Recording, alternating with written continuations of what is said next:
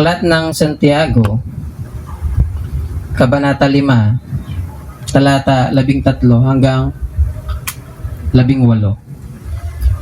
Or James chapter 5, beginning verse 13 to 18. So, ang title ng ating aralin ay The Test of Faith.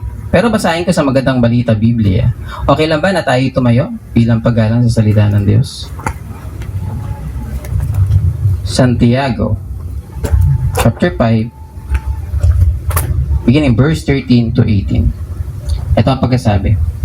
Nahihirapan ba ang sino man sa inyo? Manalangin siya. Nagagalak ba ang sino man? Umawit siya ng papuri sa Diyos.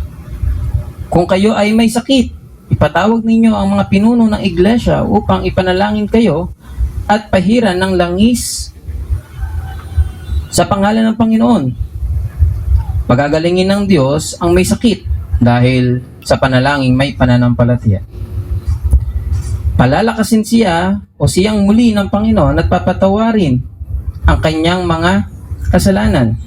Kaya nga, ipagtapat ninyo sa inyong mga kapatid ang inyong mga kasalanan at ipanalangin ninyo ang isa't isa upang kayo'y gumaling. Malaki ang nagagawa ng panalangin ng taong matuwid. Verse 17, si Elias ay isang tao na tulad din natin. Nang mataimtim siyang nanalangin na huwag umulan, hindi nga umulan sa loob ng 3 taon at 6 na buwan. At nang siya'y nanalangin para umulan, bumagsak nga ang ulan at namunga ang mga halaman. Panandalian tayong manalangin. Ama, maraming salamat sa aming talata na aming pag-aaralan. Dalangin namin ang inyong Santong Espiritu ang patuloy na kumilos sa amin. Makita namin, Panginoon, na ang iyong mga salita ay banal at turuan kami ng iyong Santong Espiritu na maintindihan ng mga ito, maunawaan at hindi lang namin maunawaan, kundi, Panginoon, paisagawa namin ito sa aming mga buhay. Ito kami dalangin sa pangalan ni Jesus. Amen and amen. So yun, pwede na tayo makaupo. So, again, ang title ng ating aralin ay The Test of Prayer. The Test of Prayer. At itong ating pag-aaralan, ito yung number 1 most neglected duty ng mga mananampalataya. Ang panalangin. Siyempre, kasama na yung pagbabasa ng Biblia. Pero, isa sa mga most neglected na gampanin or duties ng isang mananampalataya na hindi natutugunan ng mga mananampalataya ay ang panalangin. Kahit na yung mga taong totoong prayerful, still they will say to you na yes, they pray, but they pray or they're not pray enough. Okay? Yes, sabihin nila sa'yo, nagpe-pray ako. Pero kahit yung mga taong prayerful, aminado sila na hindi sila talagang lubos na nananalangin na dapat na gawin ng isang mananampalataya. Naalala ko yung isang quotation o yung sinabi ni Martin Luther. Alam ko, madalas ko itong nabanggit. Sabi niya doon, I have so much to do today that I shall spend the first 3 hours in prayer. Ang sabi ni Luther, ang dami niyang gagawin. Sobrang busy niya ngayong araw na ito. Kaya yung araw niya, sisimulan niya sa 3 oras na panalangin. Iba sa atin, di ba? Sobrang busy na ako, kaya wala akong time manalangin. Pero ito si Luther, anong sabi niya? Marami akong gagawin ngayon. Kilala naman natin si Martin Luther, di ba? Siya yung ginamit ng Panginoon, kaya tayo nahiwalay sa Roman Catholic. Tama? Kaya nagkaroon ng Protestant or Reformation dahil kay Martin Luther. At sabi ni Martin Luther, sobrang dami kong gagawin, sobrang busy ko. Kaya sisimulan ko yung araw ko sa 3 oras na pananalangin. Hindi ko sinasabi na everyday 3 hours kayo mag-pray, pero ang tanong ko sa ngayon sa inyo, kamusta ang buhay ninyo o kamusta ang buhay pananalangin ninyo?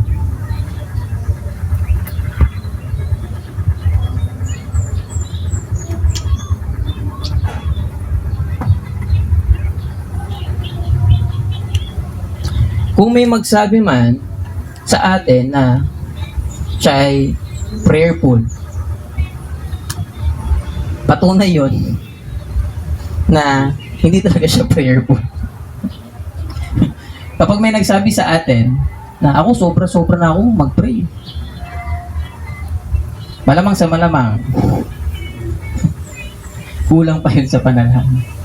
Diba kasi madalas nating inihalin tulad ang pagbabasa ng Biblia sa pagkain, diba? Ito yung pagkain natin spiritual.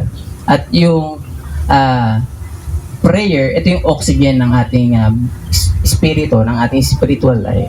Wala pa naman nagsabi na nasobrahan na siya sa paghinga, diba? Pero naman nagsabi, sobra na yata yung oxygen ko sa katawan. Sobra na yata yung paghinga ko ngayong araw na ito. Wala pa naman, diba? Kaya, kung may magsabi sa atin na siguro sobra-sobra na yung panalangin ko, malamang sa malamang kulang pa yung pananalangin niya. Dahil wala pang taong nasobrahan sa pananalangin. At may mga Christian na kung tawagin natin ay mga nagbabackslide. Pamilyar ba kayo sa mga nagbabackslide? Pag sinabing backsliding Christian, ito yung mga mananampalataya na nanlalamig sa kanilang pananampalataya. Ito yung mga Christian na lumalayo na sa church. Ito yung mga Christian na lumalayo na sa kanilang pananampalataya. At tawag doon mga backsliding Christian. Kumbaga yun ang ating kinagisnan na ibig sabihin na backsliding. Pero alam nyo ba kung saan nagsisimula ang backsliding ng isang mananampalataya?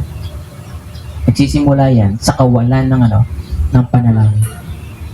Once na ikaw ay unti-unti na lumiban sa iyong mga panalangin, unti-unti ka na rin nanlalamig sa Panginoon. Isa sa main reason kung bakit ang mga tao nagbabackslide dahil nanlalamig sila sa kanilang buhay pananalangin. Kaya malaking aspeto sa buhay natin ang panalangin. At si Apostle Paul, makailang ulit ini-encourage ang kanyang mga tagapagbasa na manalangin. May talata lang babasahin. Sabi ni Paul sa 1 Thessalonica chapter 5 verse 17 to 18. Sabi niya dito, basahin ko na lang. Palagi kayong manalangin, magpasalamat kayo sa Diyos sa lahat ng pagkakataon sapagkat ito ang kalooban ng Diyos para sa inyo, sa inyong pagkakilala o pakikipag-isa kay Kristo Jesus. And sabi niya pa doon sa Roma chapter 12 verse 12, sabi niya, magalak kayo dahil sa inyong pag-asa, magtiis kayo sa panahon ng kapighatian at maging masipag kayo sa panalangin. Ang encourage ni Paul sa kanyang mga sinulatan ay dapat lagi na manalangin. So bakit kaya? Bakit kaya nire-remind lagi ni Paul yung kanyang mga taga-pakinig na manalangin? Tingin nyo bakit? Malamang sa malamang, tulad din natin, nakakalimutan din nila na manalangin. Actually, mahirap ba mag-pray? Hindi naman, di ba? Kung effort lang, wala naman talagang effort sa pananalangin, di ba? Hindi, kung sasabihin mo hard work, yung mahirap ba mag-pray? Hindi naman, di ba? Actually, mas mahirap pa ang mag-reply sa kachat mo kaysa sa manalangin. Pero ang question, bakit hindi tayo nananalangin?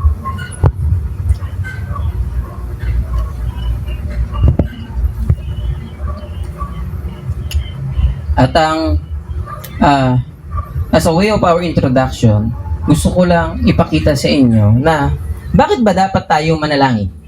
Una, Kasi ang panalangin, ito yung susi para sa ating intimacy kay God. Pag sinabing intimacy, ito yung pagkakaroon ng matinding ugnayan, matinding relasyon sa Diyos. Kung gusto mong umigting ang iyong pag-ibig sa Diyos, umpisahan mo sa panalangin. Kung ang gusto mo naman ay manlamig sa Diyos, huwag ka mag-pray. Kaso, malamang sa malamang, kung hindi ka mag-pray, ay hindi ka totoong mananampalataya. Pangalawa, inutusan tayo ng Biblia na manalangin. Kapag hindi tayo nagpipray, nagkakasala tayo. Ito ay imperative, ito ay pautos. Inutusan tayo na manalangin, di ba? Kanina nga, mga binasa natin, o binasa ko kanina ng mga talata na sulat ni Pablo, inuutusan niya yung kanyang mga tagapakinig na mag-pray. At kapag ikaw ay inutusan at hindi mo ginawa, nagkakasala ka. Saan? Sa Panginoon. Pangatlo, bakit ba dapat tayo mag-pray? Nalalaman mo kung ang isang tao ay isa talagang mananampalataya kung siya ay nananalangin. Kung ang isang tao ay talagang nagpipray, doon mo mapapatunayan na siya ay totoo talagang mananampalataya. Yes, meron naman talagang relihiyoso lang, na wala naman talagang totoong relasyon sa Diyos na nagpipray. May mga kilala pa kayo? Mga relihiyoso lang na nagpipray? Kahit wala ka namang relasyon sa Diyos, pwede ka namang mag-pray. Dahil sabihin mo lang, relihiyoso ka, masabi lang na nagpipray ka. Pwedeng ganun, ha?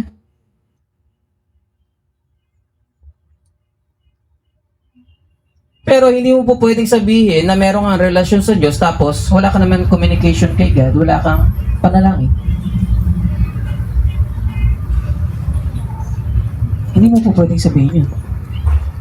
Yes, meron naman talaga mga tao na wala namang relasyon sa Diyos na nagpipray. Pero kung sasabihin mo na meron kang relasyon sa Diyos tapos hindi ka nakikipag-usap sa Kanya, problema yun. Pwede bang meron kang relasyon sa Diyos tapos hindi mo siya kinakausap? Parang sa tao lang, di ba? Pwede bang meron kang karelasyon o meron kang relasyon sa isang tao tapos hindi kayo nag-uusap? Diba? Tanguan lang. Malamang sa malamang, lalo na yung mga magkakaibigan kapag hindi nag-uusap, may problema yun, di ba?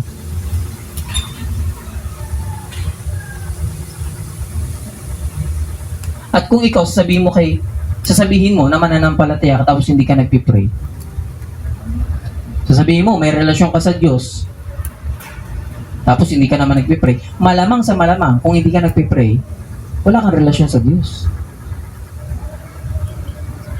Kaya malalaman mo, ang isang totoong mananampalataya, isa sa paraan para malaman mo, tignan mo yung kanyang buhay pananampalataya o yung kanyang buhay panalangin. Kapag walang prayer life, ibig sabihin, walang pity yun. Kasi hindi mo po pwedeng sabihin na meron kang relasyon sa Diyos tapos hindi ka nagpipray.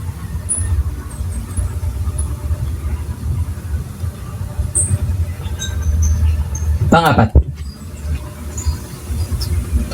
ang Diyos ay nakikinig at dumirinig sa ating panalangin. Babasahin ko sa Jeremiah chapter 33 verse 3. Maganda makabisado natin ito. Jeremiah 33:3. Sabi niya dito, tumawag ka sa akin at sasagutin kita at ipapakita ko sa iyo ang mga dakila at mahiwagang bagay na hindi mo pa nalalaman. Anong sabi? Tumawag ka sa akin, sabi ni God kay Jeremiah o sa Jeremiah, at sasagutin kita. Kapag tumawag tayo sa Diyos, sasagutin tayo ng Diyos. At anong sabi niya pa doon? Ipapakita ko sa iyo ang mga dakila at mahiwagang bagay na hindi mo pa nalalaman. Ito kung ang Diyos ay nakikinig at dumirinig sa ating mga panalangin, bakit hindi tayo lubos na nananalangin? Again, kung ang Diyos ay dumirinig at nakikinig sa ating panalangin, Bakit hindi tayo nagpipray?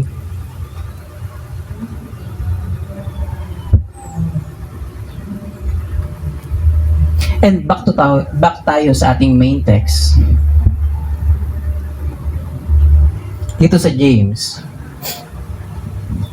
Siguro, para mas madali lang natin maintindihan yung flow ng sinasabi dito ni James, sasagutin natin itong tanong na ito. Nalaman na natin kung bakit tayo dapat manalangin.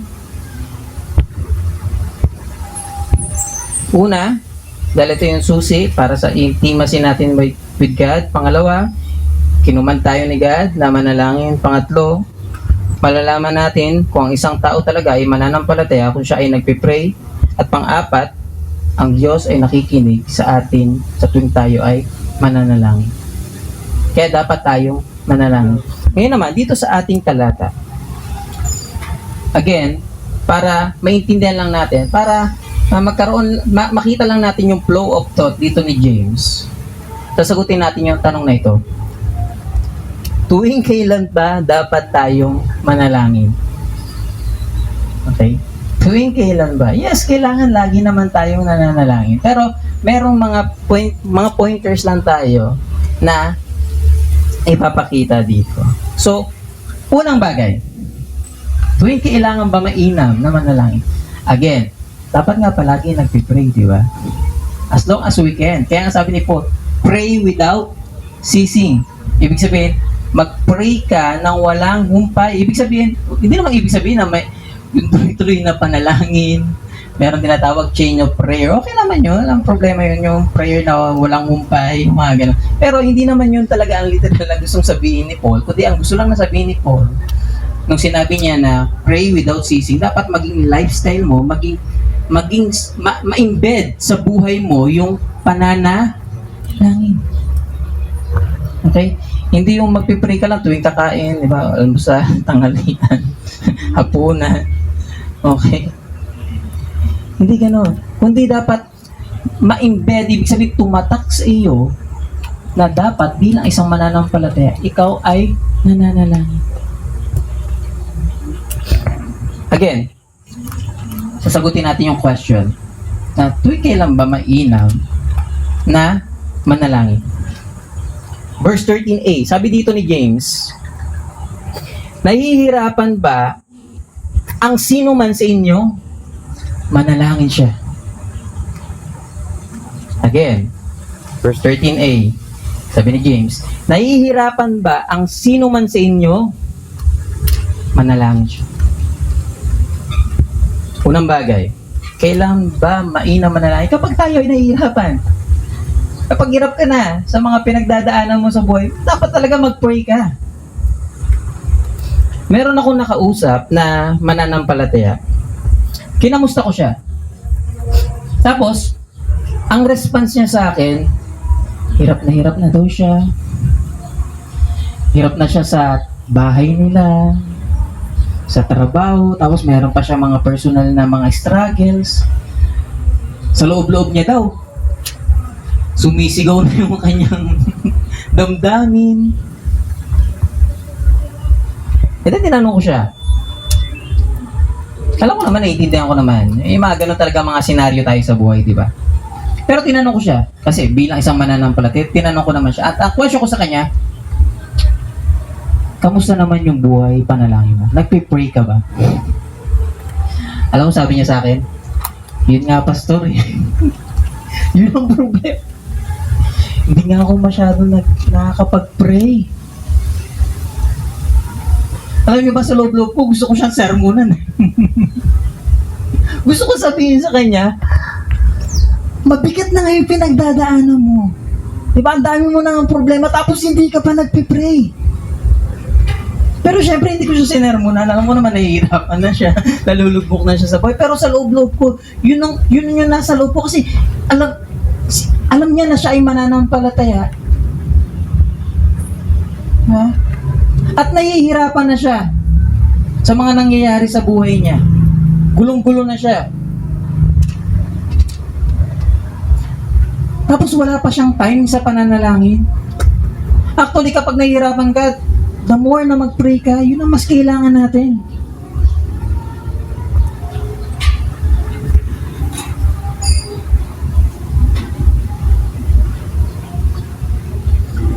Ang sabi ni James sa talata natin, nahihirapan ba ang sino man? Nahihirapan ka ba? Manalangin. Kung nabibigatan ka na, nahihirapan ka na sa sitwasyon mo, mag-pray ka. Kung sumisikip na yung dibdib mo sa mga nangyayari sa buhay mo, mag-pray ka. Naguguluhan ka na, guguluhan ka na sa buhay mo, mainam na mag-pray ka. Kung hindi mo na kaya, mag-pray.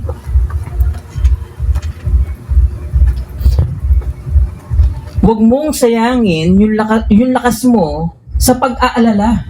Minsan, di ba, yung energy natin, yung lakas natin, nagagamit natin saan? Sa pag-aalala. Imbis na magamit natin yung ating panahon, yung ating lakas, yung ating energy sa pananalangin, nalalagay natin saan? Sa pag-aalala.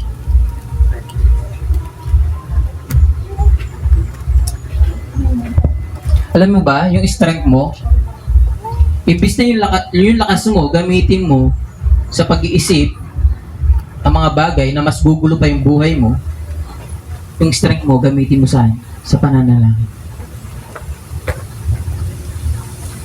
At ito na yung practice ng lahat ng saints throughout history sa Bible. Sa Old Testament man yan, maging sa Old Testament man, maging sa New Testament. Kapag dumadaan sila sa mabibigat na suliranin, sila ay nagpipray. Si Jacob, di ba?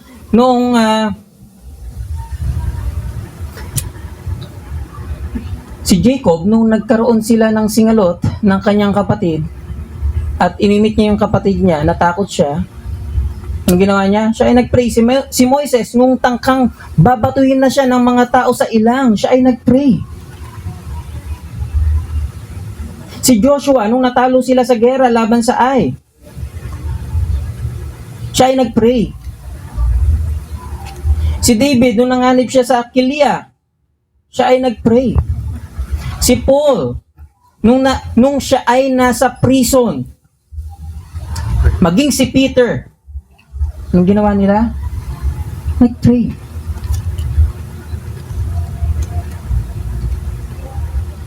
Kaya kung tuwing tayo ay nabibigatan,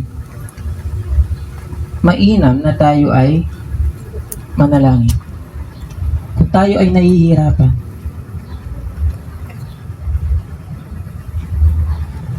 minsan may mga bagay, di ba, na actually hindi na natin talaga kaya. May mga ganun talaga tayong mga problema, hindi natin kaya eh. Pero makikita mo ang pagkilos ng Diyos, lalo na kapag tayo ay nananalangin.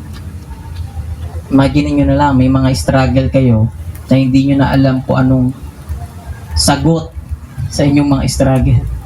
Pero bigla-bigla na lang kapag tayo ay nag-pray, yung kasagutan ng Diyos ay dumarating. At makikita mo talaga ang kapangyarihan ng Diyos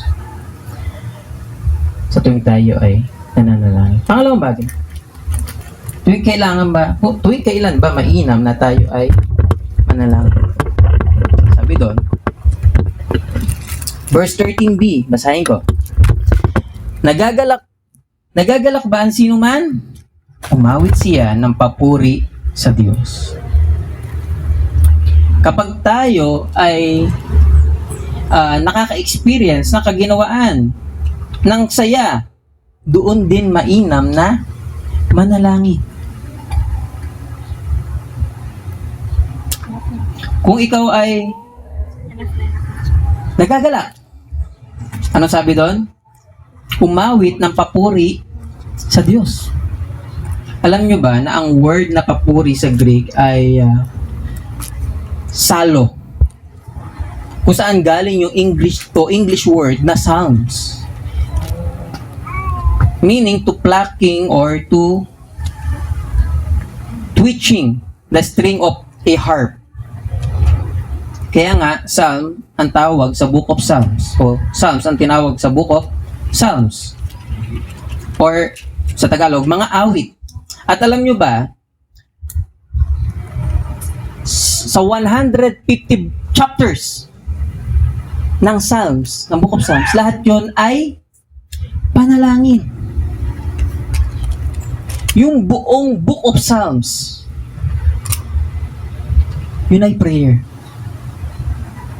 Kaya nung sinabi ni James na kung tayo ay nagagalak, umawi ng papuri o ng psalm, yes, tama naman na umawit tayo, pero hindi lang basta awit yung sinasabi ni James. Kundi umawit tayo na may panalangin. At yun dapat ang gawin natin. Kanina, kung ikaw ay nabibigat ang luba, kung ikaw ay nahihirapan, sabi ni James, manalangin ka. Ngayon naman, ikaw ba ay nagagalak? Ikaw ba ay masaya? May maganda bang nangyari sa'yo? Dapat din na ikaw ay umawit ng may panalangin. O pwede rin umawit ka ng prayer. O pwede ka mag-pray kapag ikaw ay nagagalak. At yun yung mainam bilang isang mananampalataya. Mag-pray tayo kahit tayo ay masaya. Manalangin tayo kahit wala tayong mabibigat na problema. Hindi lang tuwing yung nakakatanggap tayo ng call na bad news, saka lang tayo mananalangin ng matindihan sa Panginoon. Maging sa panahon ng kasiyahan, kagalakan, lumapit tayo sa Panginoon sa pananalangin. Kasi minsan, di ba, ang nangyayari, kapag nahihirapan na tayo, kapag may problema tayo, saka lang tayo lumalapit sa Diyos. Yes, maganda yun lumapit, di ba, kapag tayo nahihirapan. Pero nakakalungkot, kapag dininig na ng Diyos yung ating panalangin, answered prayer na, nakakalimutan na natin, di ba, na magpasalamat sa Diyos.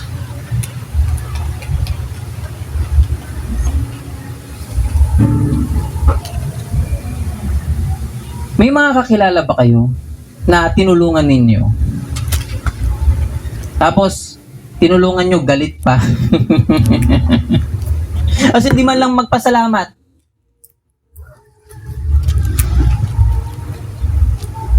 Nalala ko dati, di ba, may nanlili mo sa akin, binigyan ko. ayaw pa tanggapin yung pera, ayaw tanggapin yung 5 piso, gusto yung piatos, kinakain ko. Di ba marunong magpasalamat? Sabi ko, binigyan na nga kita. Na aking gutom ako. Sabi ko sa kanya.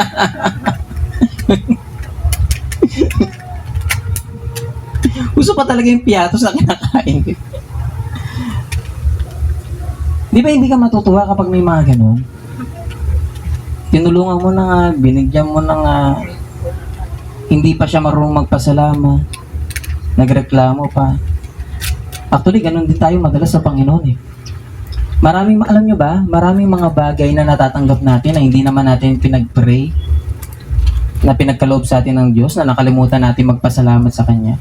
At marami rin tayong pinag-pray, diba, na pinagkaloob sa atin ng Diyos, pero nakakalimutan natin na lumapit at magpasalamat sa Kanya. Sana, hindi lang kapag, yes, mainam naman kapag may problema tayo, lumapit sa Diyos, pero sana kahit yung smooth lang yung buhay, at doon mo makikita talaga yung isang tao kung talaga siya ay prayerful eh. Na kahit wala masyadong struggle, still, matindi pa rin yung panalangin niya. Na kahit medyo smooth naman ang buhay, maigting pa rin yung buhay pananampalataya o buhay pananalangin niya, doon mo makikita na yung isang tao talagang prayerful.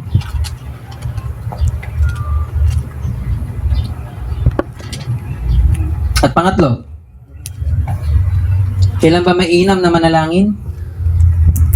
Verse 14. Kung kayo ay may sakit, ipatawag ang mga pinuno ng iglesia upang ipanalangin kayo at pahiran ng langis sa pangalan ng Panginoon. So, medyo, itong talata na ito, medyo mahirap pa explain, pero I will try my best para ma-explain sa inyo.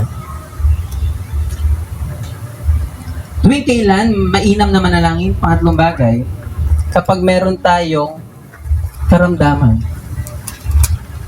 Diba?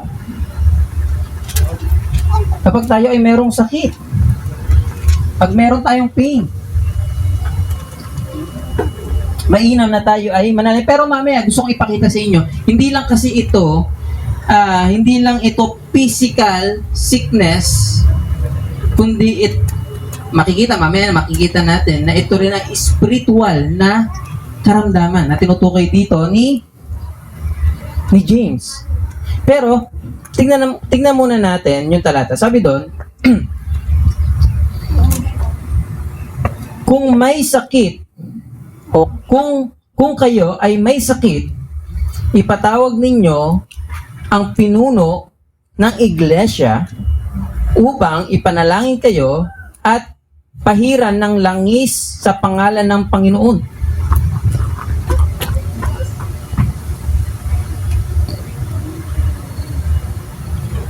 Itong talata na ito, kasi baka ganito, baka isipin natin na kapag may sakit ako, kailangan, para gumaling ako, ang magpe-pray sa akin, pastor. Baka gano'n kasi isip. Actually, explain ko lang ha. Sabi dito, kung kayo ay may sakit, ipatawag ninyo ang pinuno. Pag sa English translation, makikita nyo doon, elders of the church. Pag sinabing elders, hindi lang ito yung matanda palakasin natin para sa atin kasi pag sinabing elders, ito yung mga matatanda sa iglesia or matatanda sa church. Hindi yun Actually, sa Biblia, kung titignan natin yung konsepto ng elders, ito ay kinuha sa concept din ng synagogue at inadapt ng church. At ang elders ay walang pinagkaiba sa pastor at sa bishop.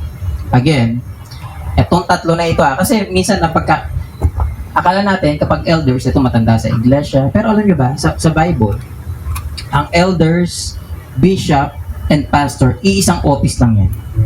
Okay? Iisang office lang yan. Sa bawat title, may mga specific job. Halimbawa, pag sinabing elders, ibig sabihin nun, maturity. Maturity saan? Sa pananampalataya. Pero same same lang yon with pastor. Pag sinabi ng pastor, ang pino-point out, shepherding, pag-aalaga. And pag sinabing bishop, overseer. Kaya etong elders, bishop, pastor, iisang office lang ito. At nung sinabi ni James na kung merong may sakit sa inyo, ipatawag ang elders, ibig sabihin ang pastor o ang bishop ng church o ang mga pinuno ng church o ang mga pastor ng church para kayo ay ipanalangin. At papahiran kayo ng langis sa pangalan ng Panginoon. Itong question natin ngayon. Kapag may sakit ba, para ba gumaling, kailangan pastor talaga ang mag-pray? Elders ba talaga ang mag-pray? Hindi ba gagaling ang may sakit? Kaya minsan pag may sakit talaga tatawagin talaga si pastor Pastor, punta ka dito. Maganda naman yun, di ba? Na papatawag ang pastor kapag may sakit. At dapat naman gampanin ng isang pastor yun. Pero ibig sabihin ba kapag hindi pastor ang nag-pray, hindi na effective yung kanyang panalangin? Di ba?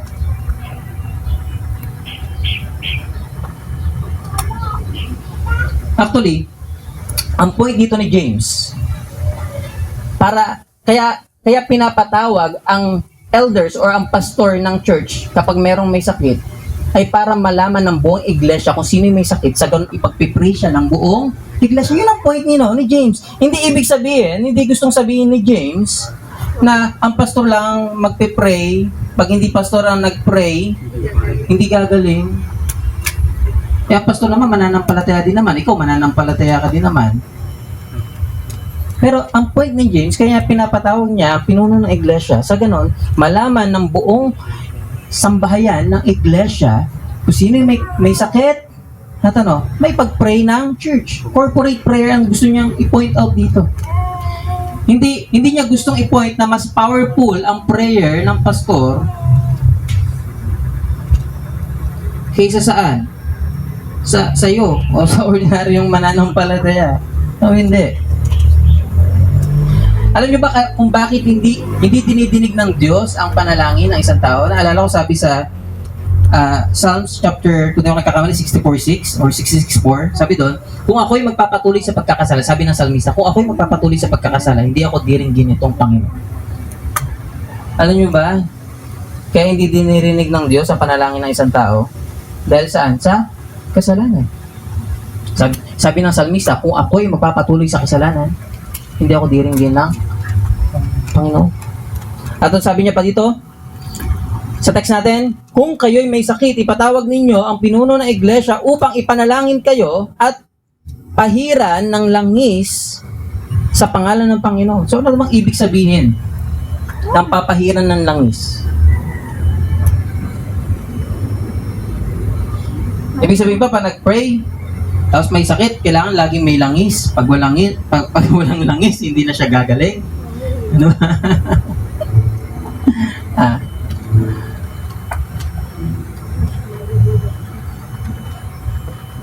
Papahiran, pupunasan ng langis at sasamahan ng panalangin para gumaling siya. Sabi ng ilan, ito daw ay nagsisimbolize ng related sa templo o iba pag-anoint. Pero isa sa pinaka best symbol ng oil ay blessing. Okay? Dahil pag sa templo, hindi naman po pwedeng pumunta yung may sakit sa templo, di ba?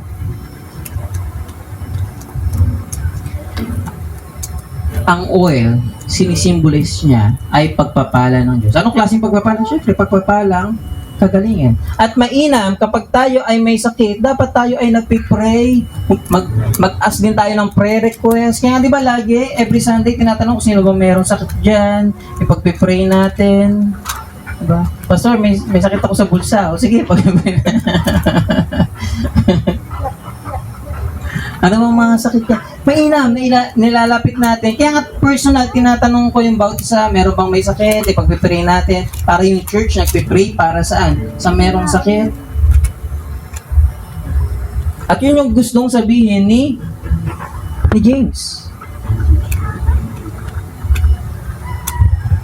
Kaya mainam, kapag merong karamdaman, tayo ay mag-pray. Pero minsan, may mga tao, kapag mga simpleng sakit lang, yun ang pinagpipray. Okay, may lagnat ka, sige, pagpipray natin, gagaling agad yan. Diba? Pag cancer, hindi, punta ka na agad sa doktor. Walang epekto yung panalangin. Ganun ba?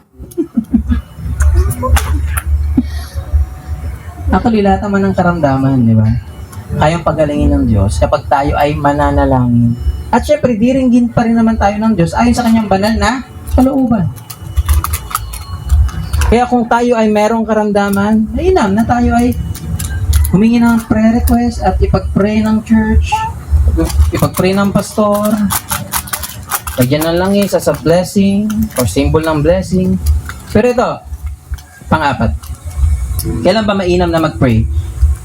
Katulad sinabi ko kanina, hindi lang ito physical na karamdaman ang tinutukoy ni James, kundi spiritual din. Pangapat, kapag tayo ay may karamdamang spiritual. Paano ba karamdaman? Kapag ikaw ay weak spiritually, ikaw ay mag-pray. Kapag may sakit ka, hindi lang physical, kundi spiritual. Basahin ko verse 15 James chapter 5 verse 15 to 16. Sabi dito, pagagalingin ng Diyos ang may sakit dahil sa panalangin may pananampalataya. Palalakasin siyang muli ng Panginoon at patatawarin ang kanyang mga kasalanan. Verse 16, Kaya nga, ipagtapat ninyo sa inyong mga kapatid ang inyong mga kasalanan at ipanalangin ninyo ang isa't isa upang kayo'y gumaling. Malaki ang nagagawa ng panalangin ng taong matuwid. So, kaya nga sinabi ko kanina, hindi lang ito physical na karamdaman, kundi spiritual din. Paano natin nasabi? Ano sabi doon?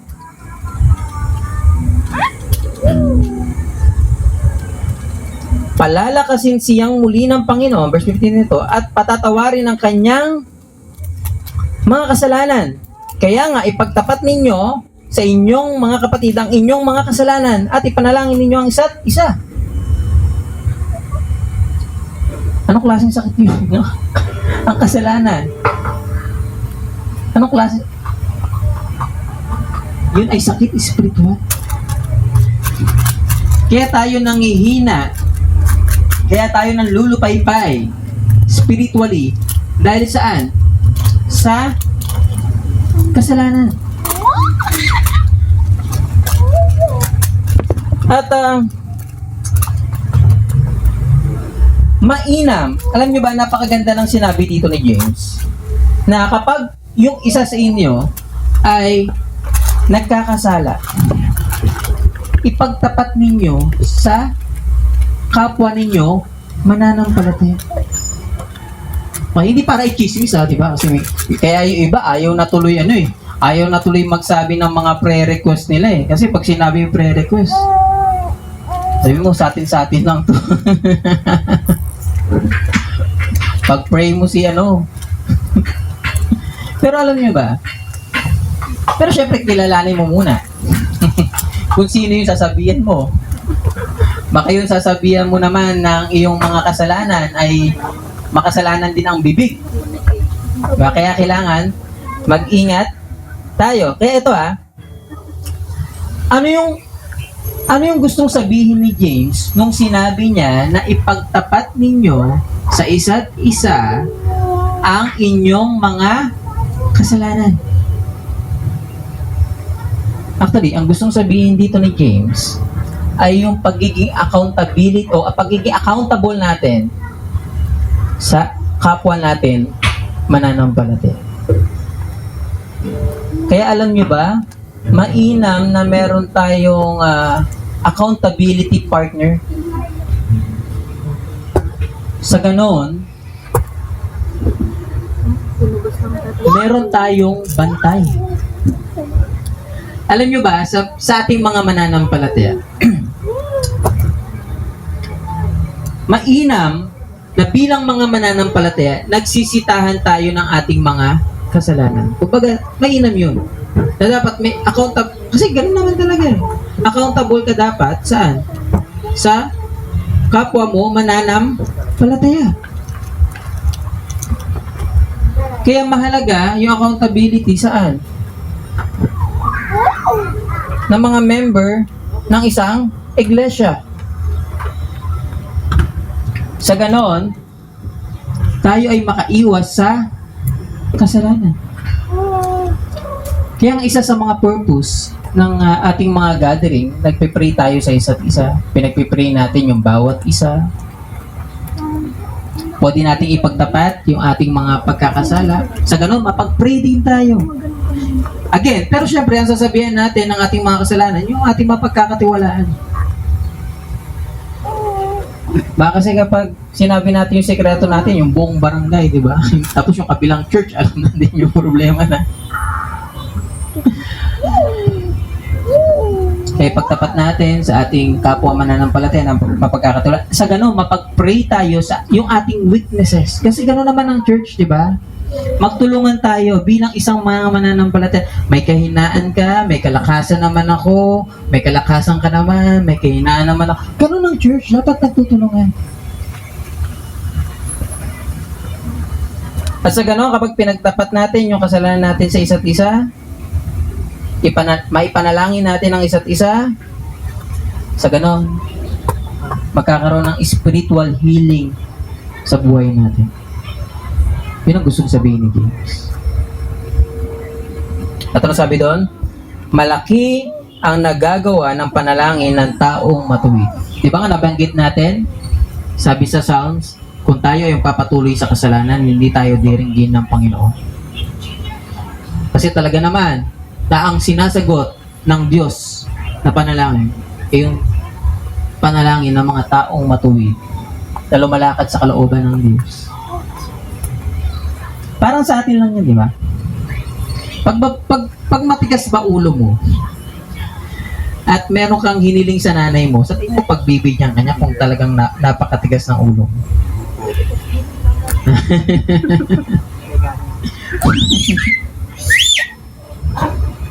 Pero kung ikaw naman ay talaga namang anak na masunurin, mabait, siguro kahit hindi mo na sabihin, no? Diba?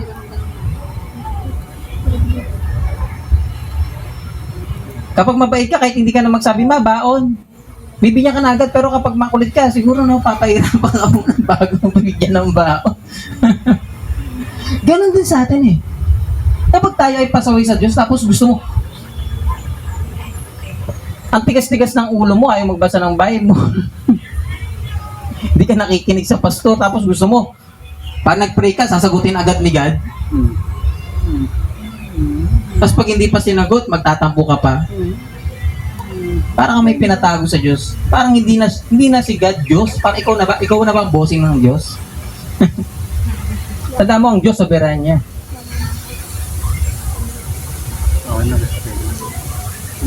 Kaya tama yung sinabi ni James na yung mga taong matuwid, yung mga panalangin ay effective. At ito, last. Hindi tayo mag-end. Verse 17 to 18, sabi doon, si Elias ay isang tao na tulad din natin. Nang mataimtim siyang nanalangin na huwag umulan, huwag muna sanang umulan. Kagabi ko pa pinagpibre kasi kagabi umulan eh. Ako, Lord, answered prayer na naman, no? Tuwing Sunday, kahit pa paano maganda yung panahon. Tuloy ko lang yung basa. Nang taimtim siyang nanalangin na huwag umulan, hindi nga umulan sa loob ng 3 taon. Huwag naman itong ganitong panala, 3 taon. At 6 na buwan, 3 years and 3 months. O 6 months rather. 3.5 years. At ito, nang siya ay nanalangin para umulan, bumagsak nga ang ulan at namunga ang mga halaman. Panglima, ito yung gusto kong iwan sa WhatsApp atin. Kailan ba mainam na manalangin? Kapag tila ba imposible na ang lahat, mainam na mag-pray ka. Okay? Kung tila ba, kasi grabe, imposible yun eh. Diba? Yun yung request niya, no? Yung request ni Elias. Ang request niya, Lord, huwag mong paulanin ang 3 taon. Imposible yun. Pero ano, biniling ng Diyos. Siguro, as we end, bago tayo matapos, may mga senaryo tayo sa buhay natin na tila ba kailangan talaga ng miracle ni God. Diba?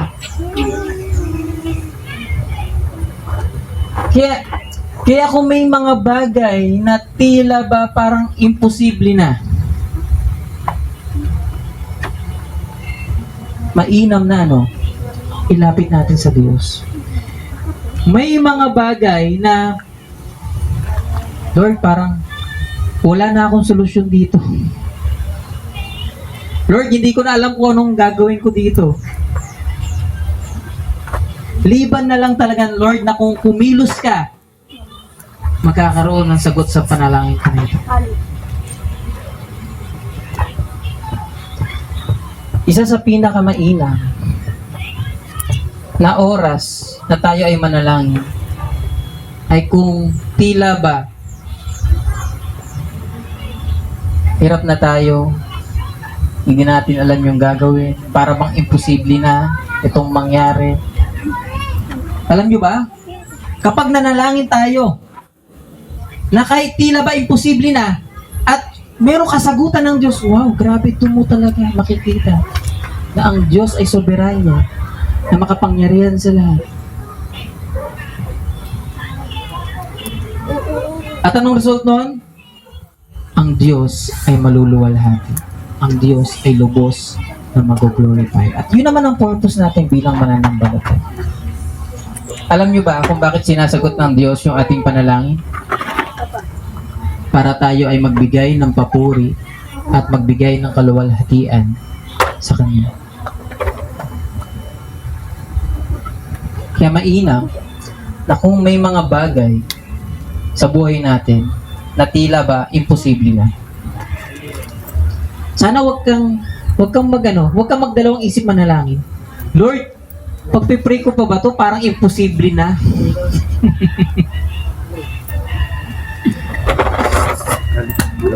Alam niyo ba, mas imposible, mas makikita mo ang pagkilos ng Diyos at ang kapangyarihan ng Diyos at ang kamay ng Diyos. Kaya mainam na kung tingin mo imposible na, mas maganda na dapat tayo ay lubos na lumapit sa Diyos at manalangin. Tayo lahat ay tumayo. Tayo manalangin.